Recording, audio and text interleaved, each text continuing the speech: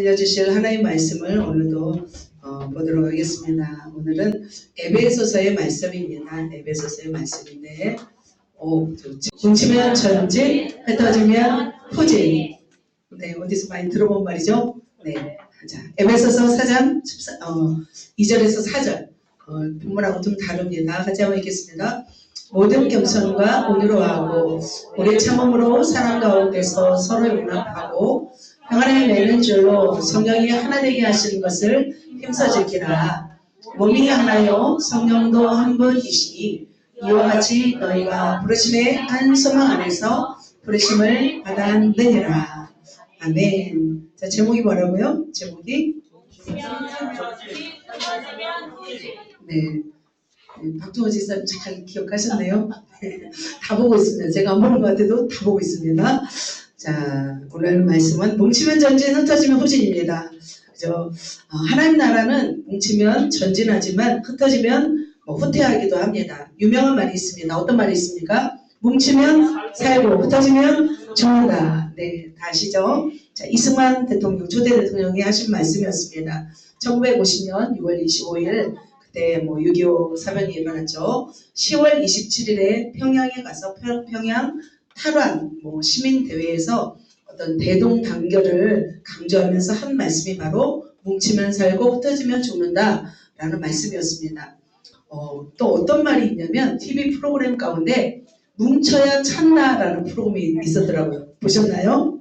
네, 2019년에 축구 레전드 사인과 함께 축구 능력자들이 펼친 그런 리그전이었습니다. 아무튼 우리는 뭉쳐야 살고 뭉쳐야 전진합니다. 그죠? 흩어지면 죽고 흩어지면 후진하게 되고 후퇴하게 됩니다. 그래서 하나님은 우리가 뭉쳐 살기를 너무 원하십니다. 이쪽이 많이 뭉쳐있네요. 보니까 이쪽이 좀 흩어졌고, 그죠? 가운데는 꼭 빽빽하게 뭉쳐있습니다. 네, 감사합니다. 우리는 뭉쳐야 삽니다. 뭉쳐 살도록 하나님이 무엇을 허락하시냐면 최초의 공동체, 바로 가정을 주셨습니다. 그래서 하나님은 바로 이 최초의 공동체, 가정을 통해서 이 땅을 다스리도록 하셨습니다. 그래서 하나님이 6일 동안 천지를 창조하셨고 세상에서 생육하고 번성하여 땅에 충만하라, 땅을 다스리라 말씀하셨습니다. 하지만 인간은 그 명령을 저버리고 말았습니다. 인간의 타락으로 인해서 세상은 어떻게 되었냐면 오히려 하나님을 도전하는, 사단에 의해서 악을 행하는 초소로 전락하고 말았습니다. 그래서 예나 지금이나 지속적으로 이 세상은 계속 빠르게 진행됩니다. 뭉치면 전진, 흩어지면 후진. 네, 어디서 많이 들어본 말이죠? 네, 자, 에베소서 4장 2절에서 4절 본문하고 좀 다릅니다. 같이 한번 읽겠습니다. 모든 겸손과 온유로 하고 오래 참음으로 사랑 가운데서 서로 용납하고 평안을 내는 줄로 성령이 하나 되게 하시는 것을 힘써 지키라. 몸이 하나요 성령도 한 분이시니 이와 같이 너희가 부르심의 한 소망 안에서 부르심을 받았느니라. 아멘. 자, 제목이 뭐라고요? 제목이 네. 박종호 지사님 잘 기억하셨네요. 다 보고 있습니다. 제가 안 보는 것 같아도 다 보고 있습니다. 자, 오늘 말씀은 뭉치면 전진, 흩어지면 후진입니다. 그죠? 하나님 나라는 뭉치면 전진하지만 흩어지면 후퇴하기도 합니다. 유명한 말이 있습니다. 어떤 말이 있습니까? 뭉치면 살고 흩어지면 죽는다. 네, 다 아시죠? 자, 이승만 대통령, 초대 대통령이 하신 말씀이었습니다. 1950년 6월 25일 그때 6.25 사변이 일어났죠. 10월 27일에 평양에 가서 평양 탈환 시민대회에서 어떤 대동단결을 강조하면서 한 말씀이 바로 뭉치면 살고 흩어지면 죽는다 라는 말씀이었습니다. 또 어떤 말이 있냐면 TV 프로그램 가운데 뭉쳐야 찬다라는 프로그램이 있었더라고요. 보셨나요? 네, 2019년에 축구 레전드 사인과 함께 축구 능력자들이 펼친 그런 리그전이었습니다. 아무튼 우리는 뭉쳐야 살고 뭉쳐야 전진합니다. 그죠? 흩어지면 죽고 흩어지면 후진하게 되고 후퇴하게 됩니다. 그래서 하나님은 우리가 뭉쳐 살기를 너무 원하십니다. 이쪽이 많이 뭉쳐있네요. 보니까 이쪽이 좀 흩어졌고, 그죠? 가운데는 꼭 빽빽하게 뭉쳐 있습니다. 네, 감사합니다. 우리는 뭉쳐야 삽니다. 뭉쳐 살도록 하나님이 무엇을 허락하시냐면 최초의 공동체, 바로 가정을 주셨습니다. 그래서 하나님은 바로 이제 최초의 공동체, 가정을 통해서 이 땅을 다스리도록 하셨습니다. 그래서 하나님이 6일 동안 천지를 창조하셨고 세상에서 생육하고 번성하여 땅에 충만하라, 땅을 다스리라 말씀하셨습니다. 하지만 인간은 그 명령을 저버리고 말았습니다. 인간의 타락으로 인해서 세상은 어떻게 되었냐면 오히려 하나님을 도전하는, 사단에 의해서 악을 행하는 초소로 전락하고 말았습니다. 그래서 예나 지금이나 지속적으로 이 세상은 계속 빠르게 진행되면서 계속 악한 물결은 계속 진행됩니다. 그래서 강력한 세속의 물결의 그 대표적인 모습이 바로 저는 생각할 때 음란의 모습이고 폭력의 모습이라고 생각합니다. 그 예전에도 음란과 폭력은 난무했습니다. 지금 시대도 난무하지만 그 예전에도 계속해서 이 세상의 물결은 휩싸였습니다. 이 세상에. 자, 그나마 이제 한국은 어떠냐면 치안 상태가 굉장히 안전한 나라에 속합니다. 아시죠? 그래서 일본도 조금 치안 상태가 괜찮지만 유럽이나 미국이나 어느 나라도 치안 상태가 안전한 곳이 별로 없습니다. 밤에 다닐 수가 없는 나라들이 대부분입니다. 그저 밤에 다니면 어떤 범죄가 발생하는 도시들이 이 땅에 다 존재하고 있습니다. 자, 오늘 말씀은 뭉치면 전진, 흩어지면 후진입니다. 그죠? 하나님 나라는 뭉치면 전진하지만 흩어지면 후퇴하기도 합니다. 유명한 말이 있습니다. 어떤 말이 있습니까? 뭉치면 살고 흩어지면 죽는다. 네, 다 아시죠? 자, 이승만 대통령, 초대 대통령이 하신 말씀이었습니다.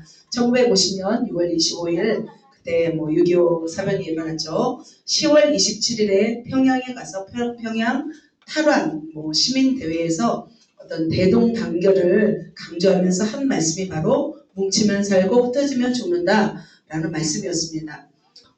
또 어떤 말이 있냐면 TV 프로그램 가운데 뭉쳐야 찬다라는 프로그램이 있었더라고요. 보셨나요? 네, 2019년에 축구 레전드 사인과 함께 축구 능력자들이 펼친 그런 리그전이었습니다. 아무튼 우리는 뭉쳐야 살고 뭉쳐야 전진합니다. 그죠? 흩어지면 죽고 흩어지면 후진하게 되고 후퇴하게 됩니다. 그래서 하나님은 우리가 뭉쳐 살기를 너무 원하십니다. 이쪽이 많이 뭉쳐있네요. 보니까 이쪽이 좀 흩어졌고, 그죠? 가운데는 꼭 빽빽하게 뭉쳐 있습니다. 네, 감사합니다. 우리는 뭉쳐야 삽니다. 뭉쳐 살도록 하나님이 무엇을 허락하시냐면 최초의 공동체, 바로 가정을 주셨습니다. 그래서 하나님은 바로 이제 최초의 공동체, 가정을 통해서 이 땅을 다스리도록 하셨습니다.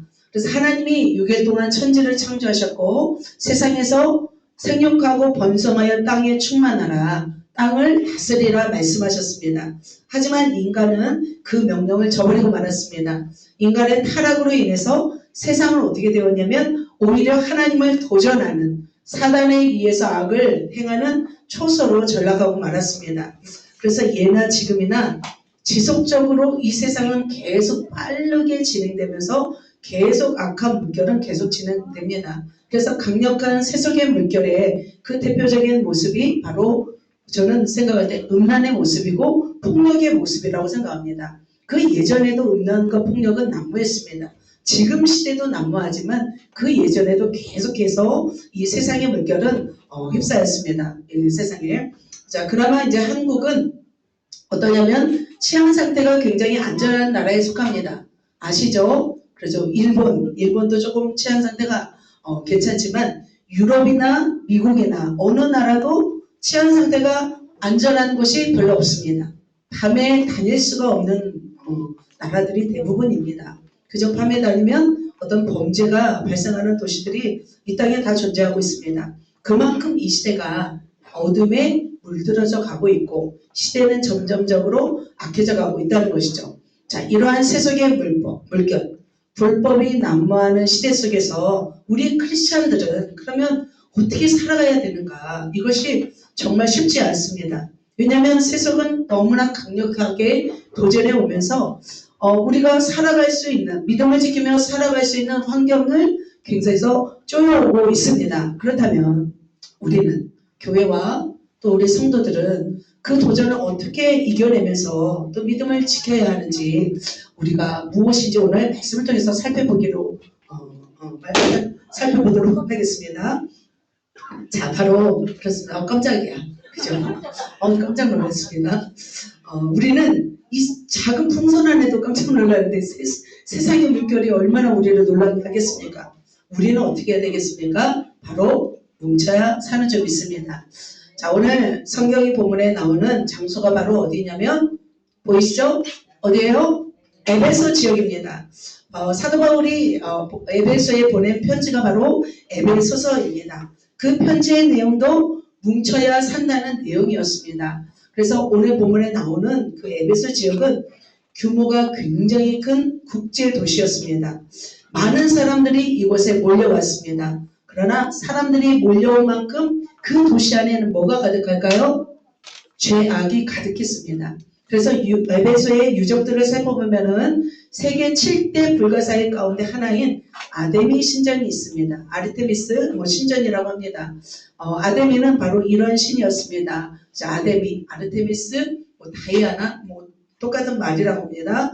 아무튼 이 풍요를 상징하는 신이었고 사랑을 나타내는 그런 신이었습니다. 그래서 이 신을 섬기는 신전이 바로 어마어마했습니다. 가로 50m, 세로 높이 100m에 달하는 100m는 아니죠. 가로가 50m, 세로가 100m. 굉장히 큰 그런 신전이었습니다. 이 아데미 여신을 숭배했습니다. 그러면서 온갖 음란한 일들이 이곳에서 진행되고 있었습니다. 이 성전에, 어떻게 보면 이 아데미 신전의 창기에 역할하는 여성들이 1000명에 달한다고 합니다. 그래서 온갖 치장을 하면서 그곳에서 그런 음란한 일을 하면서 아데미 여신을 섬겼다고 합니다. 그래서 이곳에서 아버지와 아들이 만나는 그런 어처구니 없는 일들도 있었다고 합니다. 자, 이곳에서 1.5km 떨어진 지점에 뭐가 있었냐면 경기장이 발굴되었다고 합니다. 이 경기장에서는 어떤 일이 있었냐면 사나운 맹수들과 검투사들이 싸운 흔적들, 노예들이 싸운 흔적들이 있었다고 합니다. 그리고 또 근처에 뭐가 있었냐면 바로 여러분 아시죠? 25,000명이 들어갈 수 있는 원형 극장이 발견되었다고 합니다. 그래서 여러분 아시죠? 에베소에서 데메드리오 소유 사건이 일어나죠. 바로 그 지점이 이 지점이라는 거죠. 그래서 에베소서를 보면은 바로 에베소 지역을 보면은 음란한 우상을 섬기는 아데미 신전이 있었고 검투사와 맹수간의 대결을 했던 경기장이 있었고 유희를 즐기는 원형 극장이 존재했습니다. 이것만으로 에베소가 얼마나 타락했던 지역인지 우리는 알아요, 몰라요? 우리는 알 수가 있습니다. 그래서 바울은 이 육체적인 본능과 탐욕에 물든 이곳에서 성도들이 어떻게 하면 세상에 물들지 않고 살아갈 수 있는지를 바로 말씀하고 있습니다. 에베소 교회는 바울이 3차 전도 여행 때에 3년 동안 말씀을 가르치면서 세웠던 정말 눈물로 훈계하며 너무 사랑했던 바로 그런 교회였습니다. 그럼에도 불구하고 그 사도 바울이 이제 로마 감옥에 갇혀 있으면서도 이 에베소 지역을 끊임없이 생각했습니다. 왜냐하면 세상의 유혹이 너무 강렬하고 마귀들의 유혹이 너무 강렬하기 때문에 성도들이 흔들릴 수 있는 가능성이 많았습니다. 그래서 바로 편을 들었던 거죠. 마찬가지로 사단은 지금도 마찬가지입니다. 최후 심판 때까지 하나님의 무기나에 공중 권세 잡은 자들을 의미합니다. 제한적이지만 그들에게는 권세가 있습니다. 그래서 지금도 몸된 교회와 또 여러분을 회방하고 여러분을 방해하는 것을 볼 수 있습니다. 그래서 그리스도인 우리는 군사가 되어서 그들과 맞서 싸우지 않으면 우리는 침몰하게 될 것입니다. 후퇴하게 될 것입니다. 그래서 주님이 기뻐하는 교회는 바로 어떻게 살아가야 되는지 오늘 본문을 통해서 말씀하고 있습니다.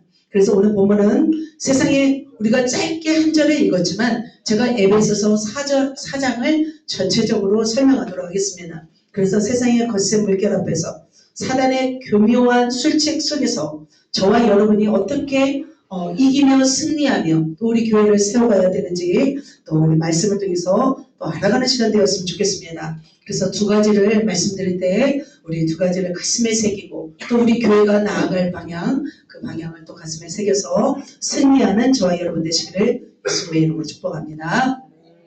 말씀 들어갑니다. 뭉치면 전진, 흩어지면 후진. 자, 그렇다면 우리는 흩어져야 될까요? 후진해야 될까요? 자, 전진해야 될 줄 믿습니다. 그러면 뭐 흩어지는 비결은 뭐 말씀 안 해도 되죠? 저절로 흩어지더라고요, 사람들은. 하지만 우리가 바로 뭉치는 비결, 전진하는 비결을 오늘 말씀드리도록 하겠습니다. 자, 그렇다면 전진하는 첫 번째 비결은 뭘까요? 같이 읽겠습니다. 하나 되라. 하나 되는 거예요. 하나 되는 것이 바로 뭉치는 것입니다. 같이 말씀 읽겠습니다. 몸이 하나요. 성령도 한 분이시니 이와 같이 너희가 부르심의 한 소망 안에서 부르심을 받았느니라. 몸이 하나입니다. 성령도 한 분이십니다. 그래서 우리는 부르심의 한 소망 가운데 우리가 부르심을 받은 자들입니다. 자, 그런데 우리가 하나 되고 뭉쳐야 되는데 이게 쉬워요, 어려워요? 쉬워요?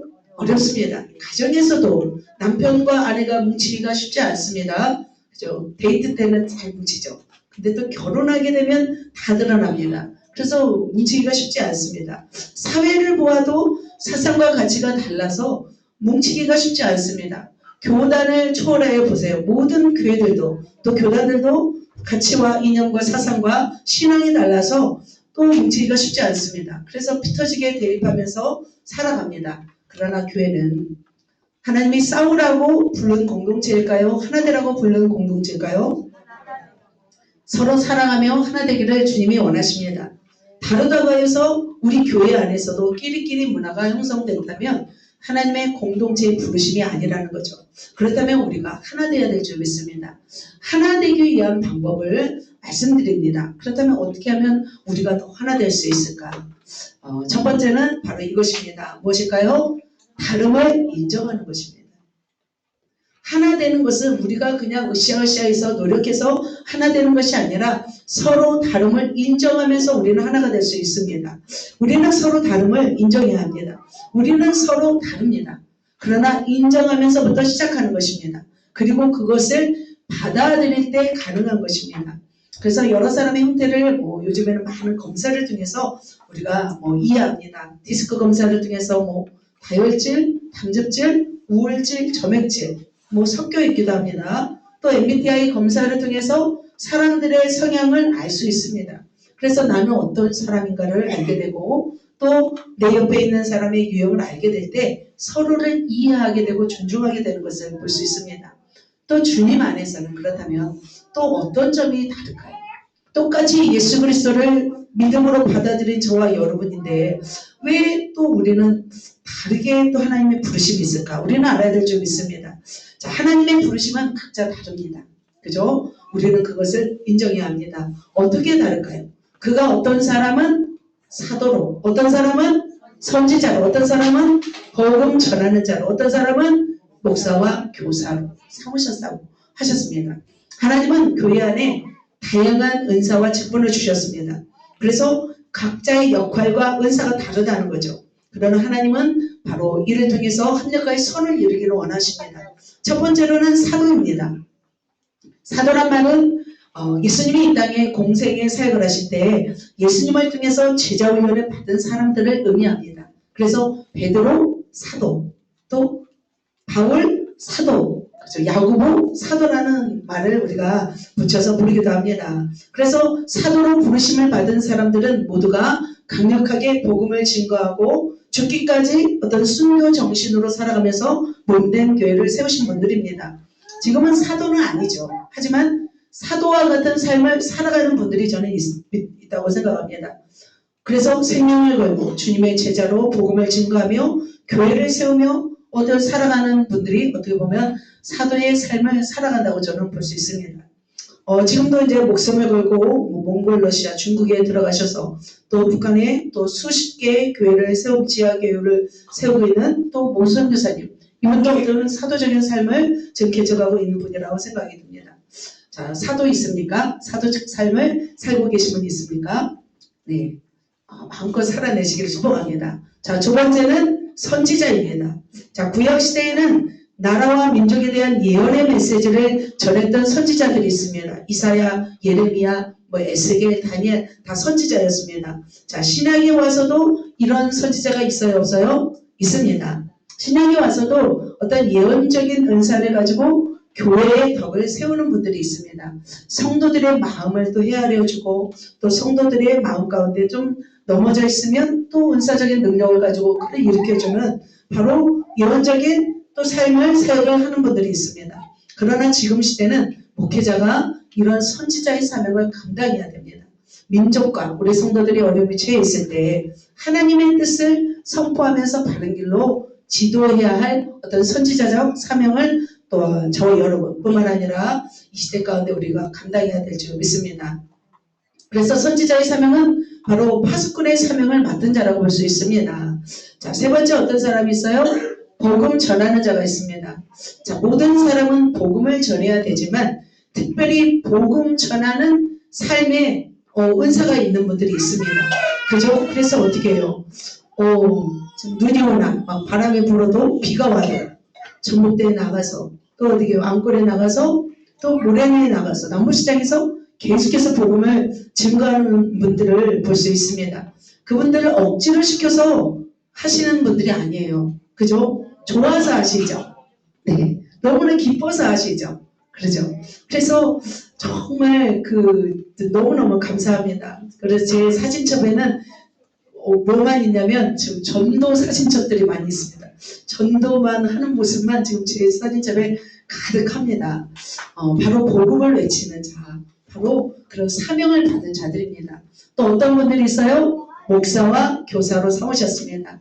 자, 목사는 바로 목회자, 양들을 목양하는 자들을 말합니다. 그래서 또 교사는 가르치는 자를 의미합니다. 그래서 말씀을 가르치고 또 하나님의 말씀을 또 분별해서 영혼들에게 먹이는 사역을 하는 분들이 바로 목사와 교사라고 볼 수 있습니다.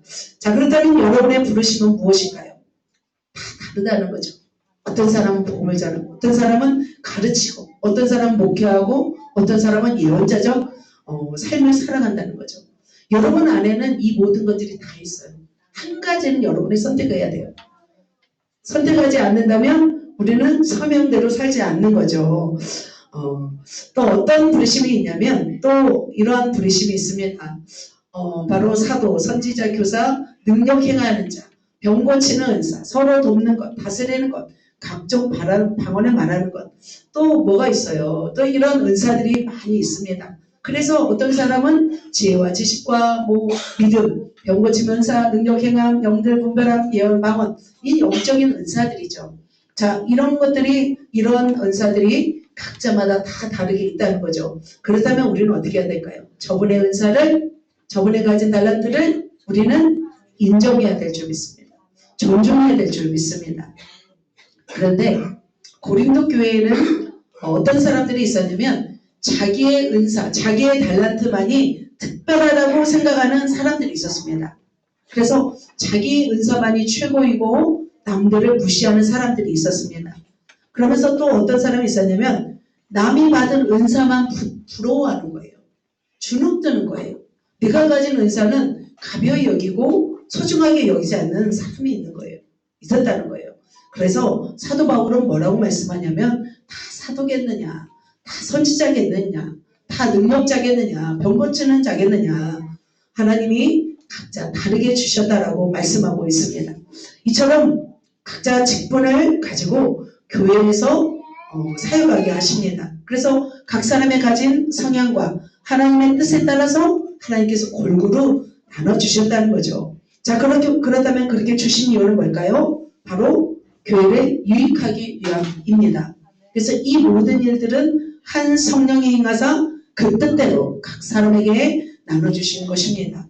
로마서에도 말씀 나옵니다. 로마서 12장에도 예언이면 믿음의 본수대로, 섬기는 일이면 섬기는 일로, 가르치는 자면 가르치는 일로, 위로하는 자면 위로하는 일로, 구제하는 자는 성실함으로, 다스리는 자는 부지런함으로, 긍휼을 베푸는 자는 어떻게 해요? 즐거움으로 할 것이니라 말씀하고 있습니다. 자, 이렇게 은사가 다릅니다. 또 뭐가 다를까요? 믿음이 달라요. 우리 교회 성도님들의 어떤 분들은 믿음이 세고 어떤 분은 믿음이 연약합니다. 하지만 믿음이 강한 사람이 믿음이 연약한 사람을 어떻게 해요? 판단하고 정죄하면 돼요? 안 돼요? 안 된다는 거죠. 또 믿음이 약한 사람이 또 믿음이 강한 사람을 비판해도 안 된다는 거죠. 그렇다면 교회 안에서 어떻게 할까요? 서로 믿음이 약하면 일깨워주고 일으켜주고 또 서로 다름을 인정하고 존중하고 살아가기를 주님이 원하십니다. 사랑하는 성도 여러분, 그렇다면 여러분 어떻게 살아가고 계십니까? 저 이번 주 익산 신방을 했습니다. 그래서 익산 신방하면서 제가 한 가지 깨달음이 있었습니다. 부부가 계셨는데 서로 취미도 다르고 성격도 다르시는데 너무 잘 맞고 어울리는 커플을 보았습니다. 서로 다른데 잘 맞는 거예요. 비결이 뭘까요? 비결을 제가 발견했어요. 서로 인정하는 거예요. 서로를 존중하니까 30년 넘게 살아도 아무 탈 없이 너무나 행복하게 아름답게 사는 부부를 보았습니다. 60년, 70년 사시기를 축복합니다. 네. 자, 60년 살면 좀 지루할까요? 아니요, 아니라고 하시네요. 본인이. 네. 자, 두 번째, 다름을 인정하고 두 번째 뭐 해야 될까요? 다름을 조화롭게 해야 된다 말씀하고 있습니다. 자, 어떻게 조화해야 되는지, 조화롭게 해야 되는지 고린도전서 말씀 읽겠습니다. 몸은 하나인데 많은 지체가 있고 몸의 지체가 많으나 한 몸인과 같이 그리스도도 그러하니라. 자, 서로를 첫 번째로 인정하고 다름을 인정하고 두 번째 다름을 어떻게 해야 돼요? 조화를 이루어야 된다는 거죠. 그래서 서로 다름을 우리가 인정한 후에 하모니를 이루어야 됩니다. 자, 여러분 오케스트라 악단을 아시죠? 다양한 악기입니다. 그런데 동일한 곡을 연주합니다. 다름 속에서 조화를 이룹니다. 그러면 멋진 작품을 이루어내는 것을 볼 수 있습니다. 마찬가지로 우리도 어떻게 해요? 말씀한 것처럼 몸은 하나인데 많은 지체가 있다고 했습니다. 그런데 그 지체가 어떻게 해요? 조화를 이루어가는 것을 볼 수 있습니다. 자, 몸이 하나예요? 두 개예요? 하나입니다. 자, 몸은 하나인데 머리가 두 개인 사람도 있습니다. 그렇죠? 어떤 그런 태교 가운데 아니면 임신 가운데 어떤 약물 가운데 약물 중독 가운데 어떤 기형적인 모습으로 태어나기도 하십니다. 하지만 이분들은 생각과 마음이 동일하다고 합니다. 그렇지만 대부분 사람들은 몸이 하나입니다. 그런데 그 몸이 하나에 뭐가 있어요? 지체들이 있다는 거죠. 그런데 그 지체들이 서로 불평하고 원망해요? 아니면 조화를 이루어요? 조화를 이룹니다. 조화를 이루지 않으면 몸은 제대로 움직일 수 없습니다. 그래서 주님이 조화를 강조하기 위해서 사람의 몸을 비유해서 말씀하였습니다. 그래서 12장 15절에 보면은 이런 말이 있죠. 발이 이르되 나는 손이 아니니 몸에 붙지 아니하였다 할지라도 이로써 몸에 붙지 아니한 것이 아니오. 자, 발이 이르되 나는, 그러니까 발이 손을 좀 부러워했나 봐요. 여러분 손발이 있지만 발 입장에서는 손이 굉장히 부러웠습니다. 그렇다고 해서 자기가 붙지 아니하였다 할지라도 붙지 아니한 것이 아니라는 거죠. 자, 15절, 16절, 26절에도 보면 뭐가 있어요? 귀가 이르되 나는 눈이 아니니 몸에 붙지 아니하였다 할지라도 붙지 아니한 것이 아니다. 이렇게 말씀하고 있습니다. 자, 귀가 자신은 보지도 못하고 듣기만 해야 되니까 속상했습니다. 그래서 귀가 떨어져 나갔습니다. 그러면 어떻게 될까요? 귀가 살아남을 수 있어요? 살아남을 수 없습니다. 그럼 몸이 뭐가 돼요? 몸도 귀가 떨어져 나가면 몸은 귀머거리가 되는 거죠. 들을 수가 없는 거죠. 그래서 몸은 서로 어떻게 해서 함께 있어서 보완해야 하는 존재입니다. 그래서 몸의 지체는 다 소중합니다. 만일 온몸에 이제 몸이 아니죠. 자, 지체가 없고 몸에 얼굴에 눈이 5개만 있어요. 자, 여러분 옆에 사람 보세요. 눈 5개 있는 사람 있는가? 없죠. 자, 여러분 눈이 미운 사람은 또 눈 5개 있으면 골치 아프겠네. 자, 눈이 예쁘다고 해서 눈만 5개 있으면 좋아요, 안 좋아요? 안 좋죠. 자, 눈이면 다 이제 귀가 없고 또 그리고 코가 없으면 냄새를 맡을 수가 없습니다. 그래서 하나님은 지체를 각 몸에 주셨습니다. 눈이 손더러 너는 쓸데없다 할 수가 없는 거예요. 그리고 머리가 팔더러 너는 쓸데없다 할 수가 없는 거예요. 자, 이렇게 몸의 지체는 다 소중한 것처럼 바로 저와 여러분도 소중한 분들입니다. 그래서 부부는 보면은 서로 다른 사람들을 좋아하더라고요. 내가 없는 것을 가진 사람들에게 끌리더라고요. 그죠? 서로 비슷한 사람들끼리는 서로 안 끌려요. 그죠?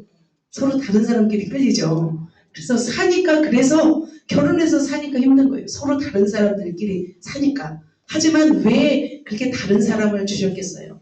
왜냐하면 서로 한 몸을 이루어서 나의 연약함을 덮어주고 나의 부족함을 대신해서 채워주기 때문이죠.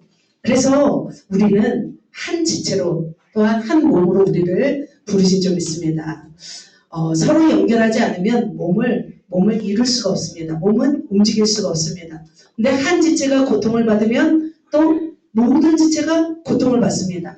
한 지체가 영광을 받으면 모든 지체가 함께 영광을 받는 것이죠. 자, 우리 몸은 이렇게 하나가 되어서 질병을 이겨내야 됩니다.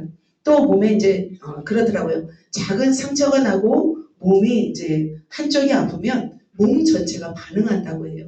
그래서 가시가 찔리거나 어떤 몸에 어떤 이상이 있으면 모든 신경이 그곳에 집중한다고 합니다. 그래서 가장 많이 아픈 그 몸에 집중하기 때문에 덜 아픈 곳은 명암도 꺼낼 수 없는 거죠. 만약 예를 들면은 우리의 간에 암이 생겼습니다. 그러면 손가락에 박힌 가시, 상처가 아프다고 할까요? 아니죠. 그저 많이 아픈 사람들은 뭐 주사를 놔도 아픈 게 통증이 느껴지지 않는 것처럼 바로 이렇게 우리의 어떤 몸 가운데서도 한 지체가 아프면 모든 지체가 집중하는 것처럼 교회도 마찬가지라는 거죠. 교회도 한 영혼이 아프면 우리 모두가 같이 아파한다는 거예요. 한 지체가 다 소중한 지체라는 것을 오늘 말씀하고 있습니다. 그래서 우리 서로는 서로 돕고 사랑하며 살아가야 할 존재로 우리를 부르신 줄 믿습니다. 그렇게 살아가기를 축복합니다. 하나님도 마찬가지입니다. 하나님도 한 분이셨습니다. 하지만 하나님이 세 분으로 나누셨습니다. 왜 나누셨을까요? 우리의 구원을 위해서 나누셨습니다. 자, 하나님이 한 분이신데 그 세 분 하나님으로 나누셔서 어떻게 일을 하셨는지 한번 창세기 1장 26절을 한번 살펴보도록 하겠습니다. 같이 한번 읽을까요? 하나님이 이르시되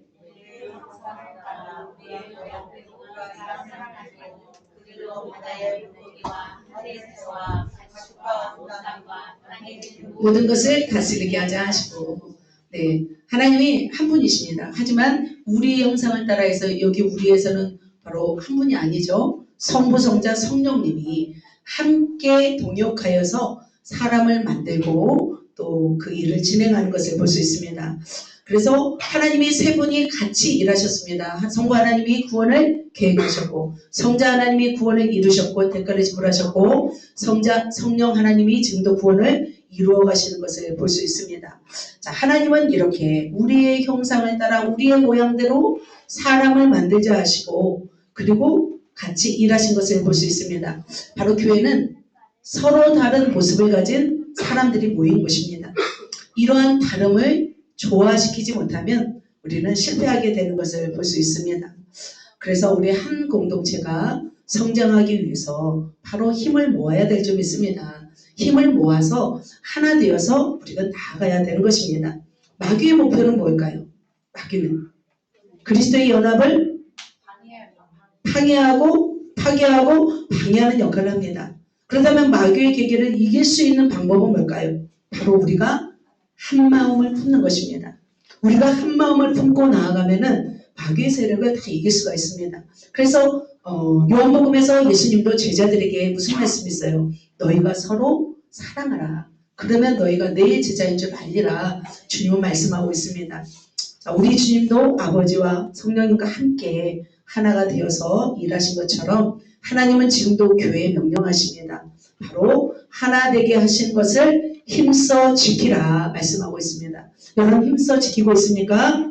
아멘. 우리가 힘써 지켜서 주님의 뜻을 이루어야 될 줄 믿습니다. 사랑하는 성도 여러분, 서로 다른 우리는 주 안에서 한 몸으로 부르셨습니다.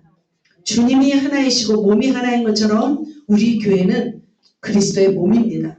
그리고 우리는 각자의 바로 지체로 부르셨습니다. 자, 이렇게 각자에게 은혜를 주신 이유는 교회, 몸된 교회를 세우기 위함이었습니다. 그래서 우리의 한 지체, 여러분 한 분 한 분은 너무나 소중한 분이십니다.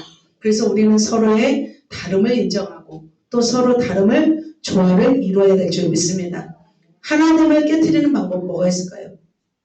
교만해서 나만 최고라고 한다면 공동체는 하나되면 무너집니다.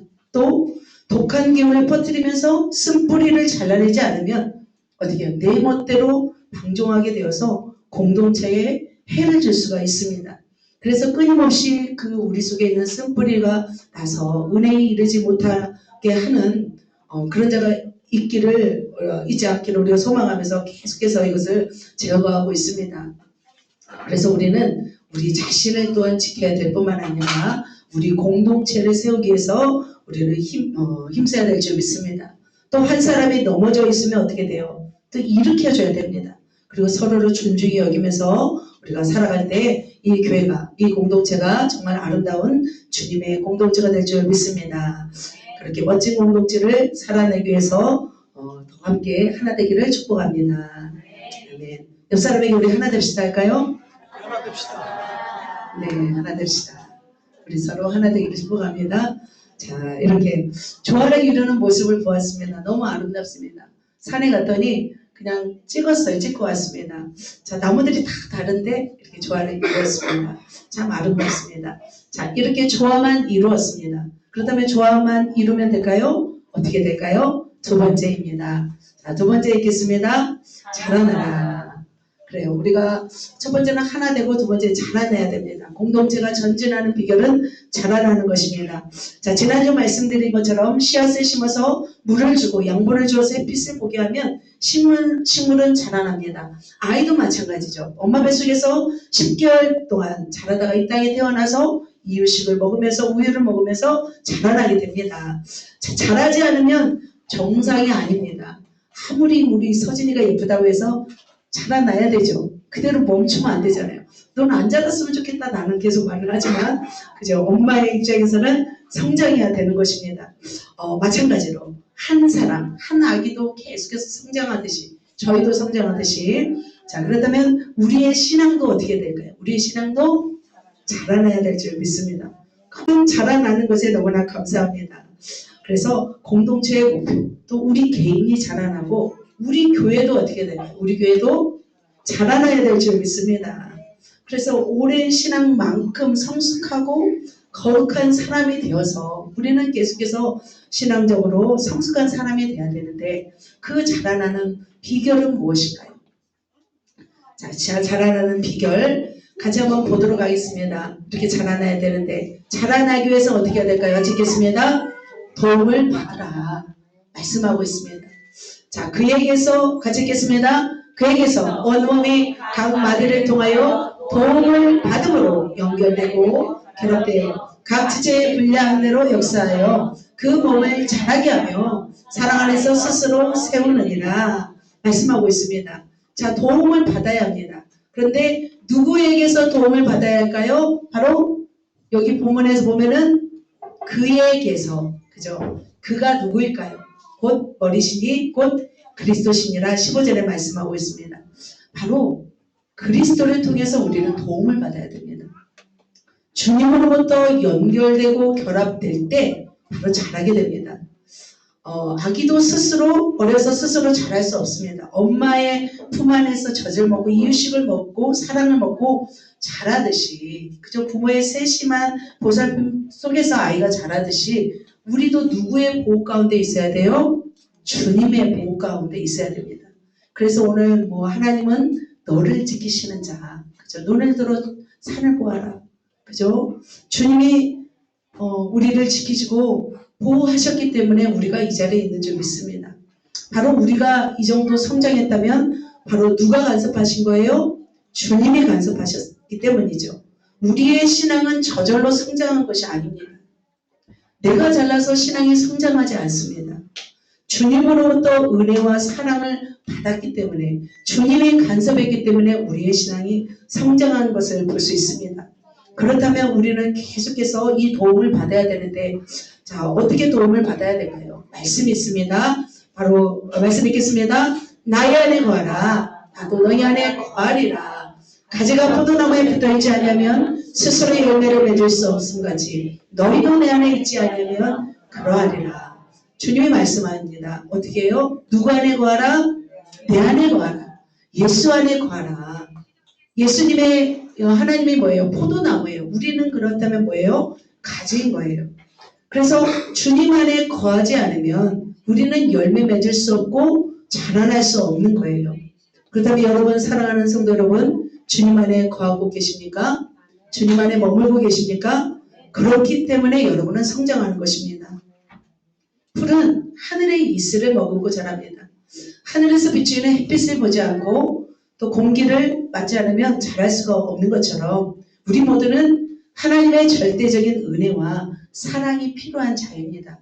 그래서 우리 오늘도 이곳에 와서 하나님의 은혜를 열망하잖아요. 하나님의 사랑을 사모하는 거잖아요. 그리고 또 오늘도 진리의 말씀을 듣기를 우리가 사모하는 것을 볼 수 있습니다. 정말 온전한 하나님의 말씀을 먹어야만이 우리가 성장하는 것입니다. 그죠? 가랑비에 속옷을 젖는다는 말씀도 있듯이 우리가 매주마다 이렇게 하나님의 말씀을 들으면서 알게 모르게 우리는 성장하는 것을 볼 수 있습니다. 그래서 우리 자녀들이 뭐 타지에 가면 누구의 밥을 원해요? 누구의 밥을 먹고 싶어요? 엄마의 집밥을 먹고 싶잖아요. 집밥을 먹으면 저는 집밥을 잘 못 해줘서 죄송합니다. 집밥을 먹여야 되는데 외부 업체를 좀 많이 이용합니다. 그죠? 죄송합니다. 그래도 잘 자라고 있네요. 그죠? 건강한 음식을 먹을 때 자라듯이 또 하나님의 말씀을 골고루 먹으면 잘 자라나는 것을 볼 수 있습니다. 그래서 우리는 말씀을 더 사모해야 됩니다. 그래서 진리가 예수 안에 있는 것 같이 너희가 참으로 그에게서 듣고 또한 그에게서 가르침을 받을진대. 바로 말씀을 듣고 그 안에서 가르침을 받을 때 우리는 성장하게 됩니다. 그래서 우리가 진리를 소유하지 않으면 우리는 자라날 수가 없습니다. 이 세상은 진리가 없다고 하잖아요. 포스트 모더니즘 시대는 절대 진리가 없다고 합니다. 하나님의 존재를 무시합니다. 어떻게 합니까? 우리는 그 속에서도 절대 진리이신 하나님의 말씀을 먹고 우리가 자라나야 될 줄 믿습니다. 그래서 이 말씀을 하는 거죠. 모든 성경은 하나님의 감동으로 된 것으로 교훈과 책망과 바르감과 의로 교육하기에 유익하니라 책했습니다. 이는 하나님의 사람으로 온전하게 하며 모든 선한 일을 행할 능력을 갖추게 하려 함이라. 바로 하나님의 말씀이 우리를 온전하게 한다는 거죠. 우리가 일을 행할 능력을 갖추게 하는 말씀이 바로 하나님의 말씀이라는 거죠. 그래서 우리는 계속해서 자라나고 성장하기 위해서는 누구의 말씀? 하나님의 말씀을 우리는 받아야 됩니다. 우리 교회에서도 그래서 가르치고 말씀 훈련 공동체이죠. 왜 이런 말씀 훈련을 가르치게 되냐면 자라나기 때문이죠. 지금 1기, 2기, 3기, 4기까지 왔습니다. 계속해서 자라나는 것을 볼 수 있습니다. 또 우리 전생을 통해서 또 우리 성도들이 말씀이 양육받으니까 계속 자라나는 것을 볼 수 있습니다. 초대교회 성도들도 누구의 가르침을 받았냐면 사도의 가르침을 받아서 성장하였습니다. 그렇다면 우리도 말씀으로 계속해서 양육을 받아야 됩니다. 그래야만이 우리가 자라나는 것을 볼 수 있습니다. 성도는 멈추면 안 됩니다. 교회도 멈추면 안 됩니다. 계속해서 성장해야 됩니다. 저 지금 교회에서 성경 통독 하고 있습니다. 그러면 그 대열에 끼어서 같이 읽으며 나아가야 됩니다. 또 그리고 예배 나와서 함께 영적인 공급을 받아야 합니다. 나 혼자 장작불을 태우려고 하면은 잘 타지 않습니다. 함께 나와서 말씀을 받고 은혜를 받을 때 더 우리가 성장하는 것을 볼 수 있습니다. 그래서 수요 예배, 금요 철야, 주일 예배를 제가 계속 강조합니다. 왜냐하면 그때마다 하나님이 주시는 은혜와 능력과 사랑이 있습니다. 말씀이 있습니다. 그렇게 우리가 제자훈련과 하나님의 말씀과 은혜를 통해서 자라나시길 축복합니다. 자, 자라나는 또 다른 방법이 있습니다. 두 번째 방법 같이 읽겠습니다. 도움을 주라. 아까 도움을 받았습니다. 그죠? 두 번째로는 도움을 주라 말씀하고 있습니다. 그래서 주님은 말씀하고 있습니다. 너희가 지난주에도 지난주에 오병이어 사건 할 때도 너희가 먹을 것을 주라 말씀하시면서 바로 제자들을 성장시켰습니다. 주 안에서 이 도움을 주는 삶은 어떤 삶이냐면 섬김의 삶을 사는 것이에요. 우리가 섬길 때 우리가 자라나게 돼요. 어떤 부르심이 있어요? 사도, 선지자, 복음 전하는 자, 목사, 교사. 바로 이렇게 하나님께서 여러분을 택하셨고 부르셨습니다. 그렇다면 우리가 이런 자가 되어서 섬길 때 바로 우리가 자라난다는 거죠. 자, 우리가 하나님으로부터 아까 자라났습니다. 또 누군가를 섬길 때 그 사람도 자라나지만 우리 스스로가 자라난다는 거죠.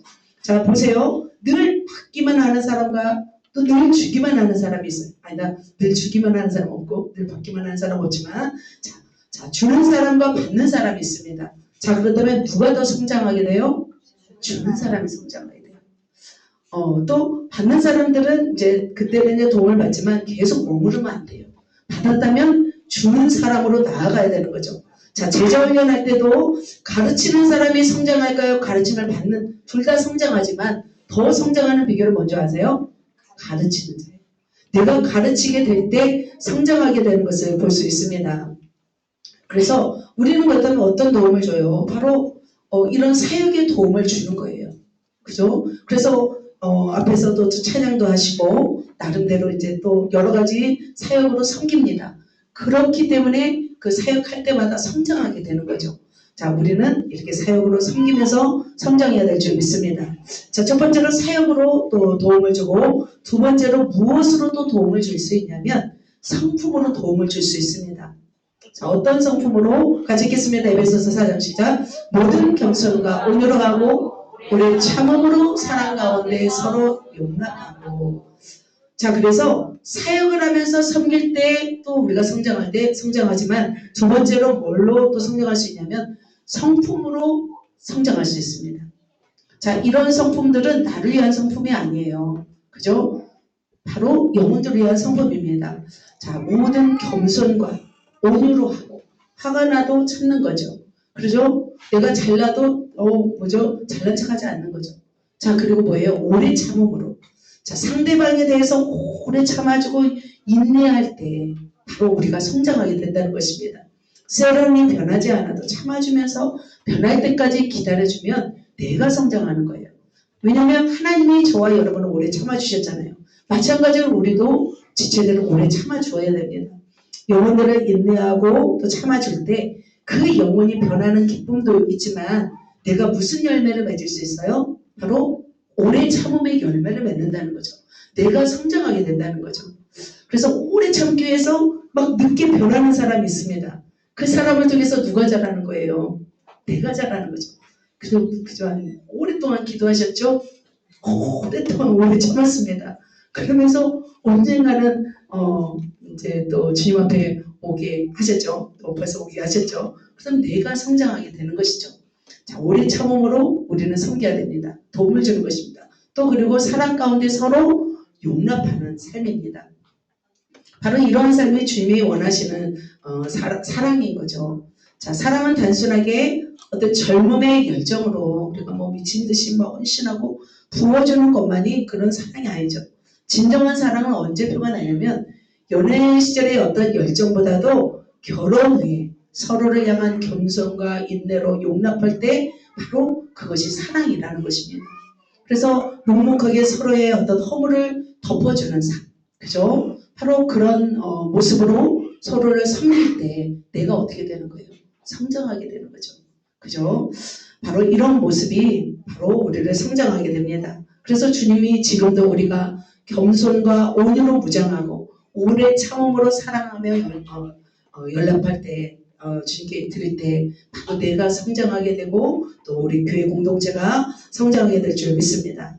자, 이처럼 우리가 나를 위해서만 살아가지 않고 바로 영혼을 위해서 사역으로 성품으로 우리가 살아갈 때 우리가 성장하게 됩니다.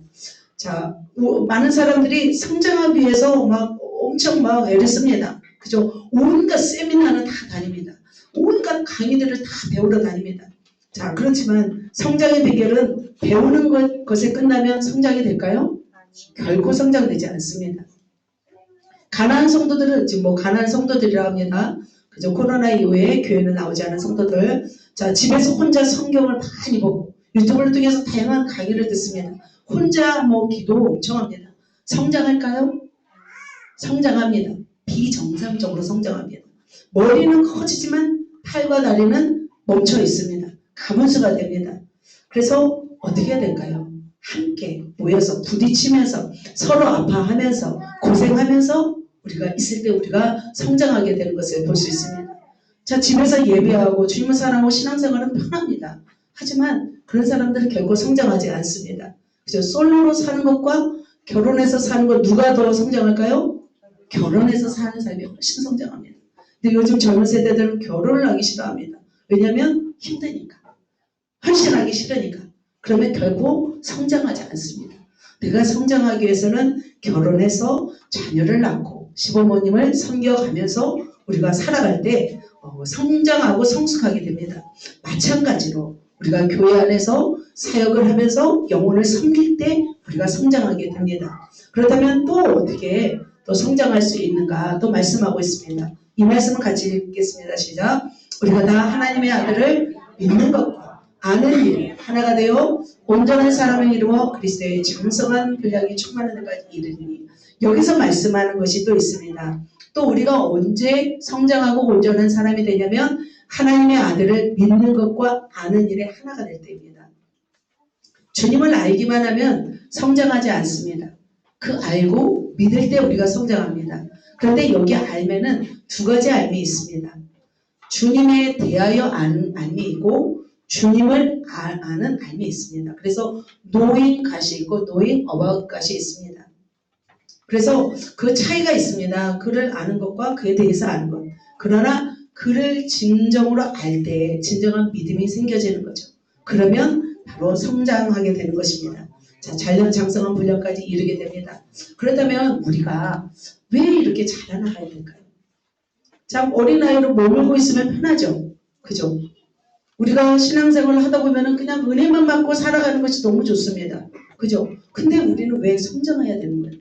알죠? 이 말씀입니다. 이 말씀은 마지막하고 마치도록 하겠습니다. 같이 읽겠습니다. 이는 우리가 이제부터 어린아이가 되지 않으며 사람의 속임수와 간사한 유혹에 빠져 온갖 교훈의 풍조에 밀려 요동하지 않게 하려 함이라.